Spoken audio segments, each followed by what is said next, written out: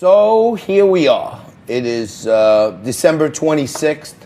Thanksgiving is over. We all gave thanks for what we're grateful for. Christmas is over. We celebrated the birth of Christ, and we all gave gifts and gave thanks for all the blessings that have been upon us. And now it's December 26th.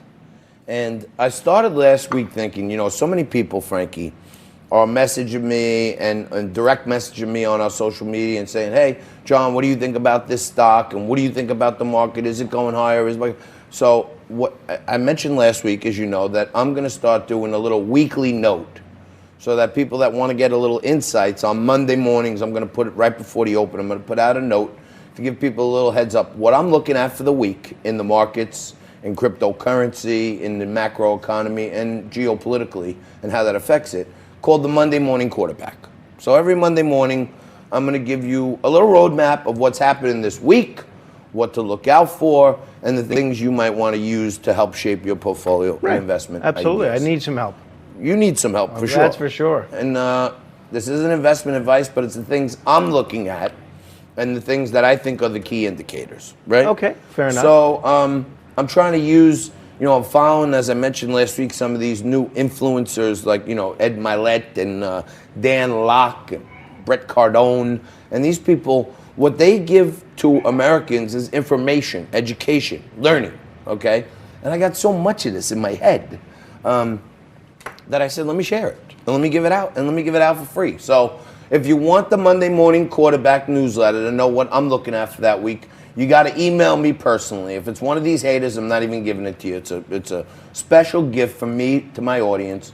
You got to email me at jt@liquidlunchtv.com, or you can send a direct message to the Liquid Lunch TV Instagram, Facebook, or Twitter page. Anyone you want. Say, I want to get John's email. Okay? Very nice. So this week I started doing, let's start simple, okay? Many people say, I want to know about the markets. The bull and the bear represent the markets, right? You saw this little video, this absolutely. little vignette I did.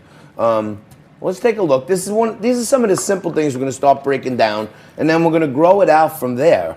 Because if you don't understand the basics, you're not going to understand anything. So take a look at what you need to know about why bulls and bears represent Wall Street. Liquid Lunch just ended. I got a 2-day break right now, so greetings. Here's some holiday cheer. I was just thinking about starting my new newsletter, the Monday Morning Quarterback, and we're going to answer simple questions. To start off, a little Christmas gift. You know what the difference between a bull and a bear is? You know why they use that for Wall Street? Because back in the gold mining days, the miners at night, they used to take bulls and bears and put them in a ring together and make them fight, like dog fighting. And the bull goes up with its horns, and the bear strikes down. So bulls represent up, bears represent down. That's your free tip of the day. So attached to that, Frankie, was a poll. Huh. And say, well, what are you, a bull or a bear? What do you think the results of that poll were? I'm going to say a lot of people were bullish. You think people were bullish? Mm-hmm. Take a look at what the result was of that poll. And I can't even tell you how many people, I had tons and tons, like thousands of responses and little votes, on the poll. I'm a bull, I'm a bear, I'm a bull, I'm a bear. An overwhelming majority of people said they were bulls. Really? So I was right. That's what you had guessed. But why would you guess that? Well, Most people say, I'm a bull.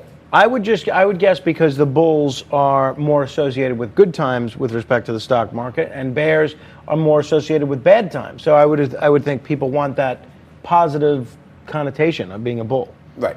So there's little nuances here that I'm going to start teaching people about in the Monday Morning Quarterback. So I'm bullish on the general market, on the overall market. I think under Trump, the market is going higher.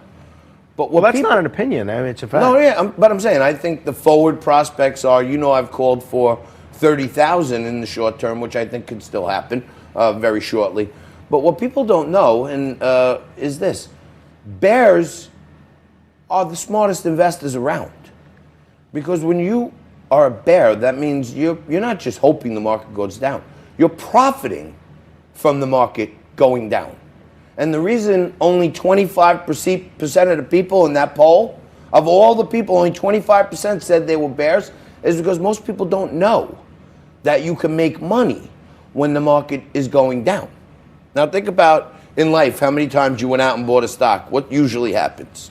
Well, you make money if it goes up. You lose money if it goes down. I'm saying in your case, what happens most of the time? It goes down. Right. That's what So happens. just think about this. In the grand scheme of thousands and thousands and thousands of companies, what do you think it is? What do you think it's easier to do? Pick out the best one or pick out the worst one? You'd think probably the worst. Right. The worst. So I'm going to start teaching people how you can make money when the market's going down. And that doesn't mean you always have to make money when it's going down, but the bear tends to prevail. And it's called short selling when you bet, well, I don't think this stock is good. In fact, I think it's bad. It's going down. That's why I chose to kind of start out with a little description of what the bull represents and what the bear represents. And, you know, I think little by little, the institutions, the major banks and everybody, they'll never call a client and say, let's go short. Because that's the dirty little secret that they don't want retail investors to know about. So the bears are usually right, and the bears are usually on the money. So that's my little 2 cents on the bull-bear situation. I'm going to get into all that. I'm going to teach you how you can do the right homework and figure out why it's easier, in my view, to make money betting that stocks are going to go down than go up. Well, I would absolutely sign up for that. So what email can they reach out to you at? You got to email me personally, JT, at liquidlunchtv.com. And it's free? It's free. Every Monday, free. I'm going to ask you for some simple stuff. It's not one of these deals where it's free for 3 months, but you got to put in your credit card. I hate that. That's the I worst. would never do that. These are my friends in the audience. Rather than answer every single question, which I do, and you know, all you Freddie Mac and Rochester Zucconi and all our friends out there who message me all the time, feedback questions, I answer every single one. But there are people who think, you know, they're bothering me or whatever, so I'm going to send them this information for free and for whatever it's worth. If they like what they're reading, they're going to want more. But it's free, completely free. Good email, name, state you're in, boom. I want the email, and you're on the Monday Morning Quarterback email list. I think that's fair. Well, I think it's fair as well. I'm getting a message here on my Facebook, and people can reach out to me at facebook.com/MoranoFan, where Vera Malliotakis, the mother of our future Congresswoman, writes, "You have food on the show today, and you didn't invite me. Question mark, question mark, question mark." Well, the fact of the matter is, I didn't know we were going to have food until I got here. Trust me. I don't want any of this food in front of me because I'm tired of all this holiday weight gain. I'm trying to get everybody to eat as much of this as possible. And it got a lot more difficult because Sarah, who will gladly usually take free food, she doesn't like cannoli and doesn't eat meat. Let's do, as we kick off hour 2, let's just do a little rearrangement here. Yeah. You don't want the cannolis, right? I don't want anything. But you are liking the sun-dried tomatoes. I am. So let's do a little right. swap. Let's We'll do the swap. Let's do a Christmas truce. Christmas I'm truce. going to hand you over the Got antipasto, it. and I'm going to take control of the cannoli. Yes. Now, Because these, I'm up to my dessert. but can we portion. have a gentleman's agreement that the next time there's food, we'll invite Vera Malliotakis on the Mrs. show? Malliotakis, you're welcome here Great. anytime you want. Next time we have food. See, now these cannolis, you break this big jumbo cannoli. Can you see that on there? Oh my goodness. You see that? You break the jumbo open, and you dunk the chips Now, in there. for like people this. outside of New York, or I guess they have cannoli elsewhere in the country, do Of they? course they do. They're probably not as good as ours, but- So cannoli is the most phenomenal dessert in the history of human civilization. So cannoli cream is a cream made from ricotta cheese. I mean, you talk about what could be better than a cream made from cheese. I can't think of anything. Well, I'm glad we swapped out. Yeah, with me this too. and that. But what else is going on in the news All other right. than Bulls and Bears and cannolis? Well, quite a bit actually. You remember the movie Home Alone 2? Yeah. You know, Donald Trump's actually in the movie Home Alone 2. If you go to the Wikipedia... Merry Christmas, you filthy animal. Well, no, he didn't say that. No, he didn't say it. That's on the TV when. Anyway. Right, but if you go to the Wikipedia page for Home Alone 2, it actually says that Donald Trump's the first cast member of that film to be impeached as president. But it's true. It's true. But here's an interesting thing, John. They're broadcasting this in Canada on the CBC stations up there, and they've cut out Donald Trump's scene. Now, they say they're doing this to make room for commercials. I'm skeptical. Why would you cut out the president of the free world, the leader of the free world? You cut him out of the film? Cut out of the film. This is Justin Trudeau. I don't know how much that two-face. influence. Remember Trump said he's a two-face? He has. Laughing behind his back. It looks very petty to me. Socialist country, right? Yeah. Well, the current government is socialist. Yeah. That's what I'm saying. So I'm sure he can just call up and say, hey, you know what? Any replays on the Home Alone, let's cut out Donald Trump, because I'm intimidated by him. And I'm afraid of him because he's actually holding us up to our word, and he's actually making us do things that we promised we would do years ago. So let's cut him out of Home Alone. That'll get him. Yeah, I don't think the president is too heartbroken over being cut out of Home Alone 2 in Canada.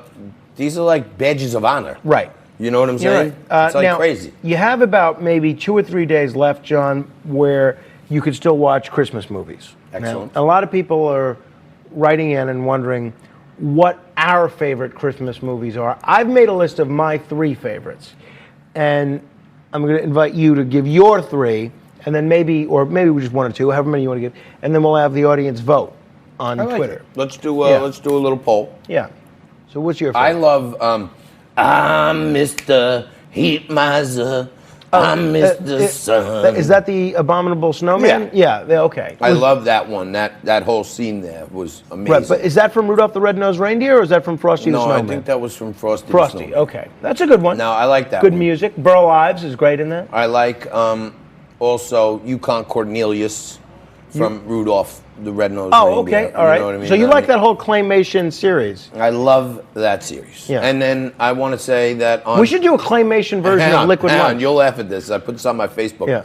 On Christmas morning, my kids, Victoria 20, Ava 17, John 14, right? There is a load of Christmas gifts all over the living room, under the tree, and all this stuff, right? And they put on Christmas on Sesame Street on the TV. I don't know if you remember the movie Christmas on Sesame Never saw Street. it. When Bert doesn't have any money, so he hands in his paperclip collection to Mr. Hooper. Yeah. So he can get something for Ernie, and then Ernie comes down and tries to give in the rubber ducky so that he can get something for Bert, and it's like a charming, touching story. Yeah, but well, that's the gift of the Magi. That's the short story that's of what I'm Dale saying. Henry. So 3 teenager up to 20-year-old kids were more interested in Christmas on Sesame Street than opening their own gift. That's so very nice. I think that's got to be my number 1 with Wow. Rudolph and Frosty as my number 2. All right, I'm going to give you my 3. 3 from different decades, different genres, but I just love. I could watch them not just every Christmas, but every day. Ready? I'm a sucker for Bing Crosby films, right? So I absolutely love the Crosby film. I think it's from the 40s. Holiday Inn. Love Black and white. It's great. He sings White Christmas, does great in it. Then Scrooged with Bill Murray. Awesome. Love it. And then similar story, A Muppet Christmas Carol with Michael Caine. One of my absolute favorite films of all time. A Muppet Christmas Carol. All right, on that note, we're going to take a quick break. We're going to come back. We're going to talk about some Muppets right after this, because I don't know if you know, but the whole Muppet clan has gone politically correct. Take a quick break and come back with some Muppets right after this.